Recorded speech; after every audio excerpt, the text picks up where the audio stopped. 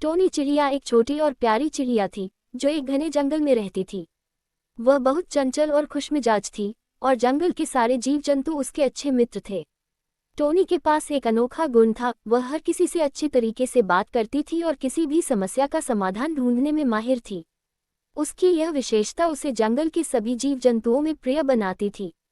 Tony के सबसे अच्छे दोस्त थे बबलू खरगोश, चिंटू बंदर और मिंटी तितली। बबलू खरगोश बहुत ही मिलनसार और निडर था, जबकि चिंटू बंदर थोड़ा शरारती और मजेदार था। मिंटी तितली हमेशा खुश रहती थी और रंग बिरंगे पंखों के साथ उड़ती रहती थी। एक दिन जंगल में एक बड़ा संकट आया। जंगल के सारे जानवर पानी के बिना परेशान हो रहे थे क्योंकि तालाब सूख गया था। टोनी चिड़िया ने अपने दोस्तों के साथ मिलकर इस समस्या का हल खोजने की ठानी।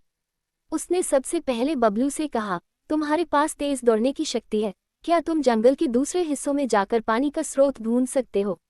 बबलू ने तुरंत हामी भरी और दौड़कर जंगल के दूसरे हिस्से में गया। चिंटू बंदर, जो हमेशा पेड़ों पर कूदता रहता था, टोनी से बोला, मैं ऊंचे पेड़ों से देख सकता हूं कि कहीं पानी का स्रोत है या नहीं।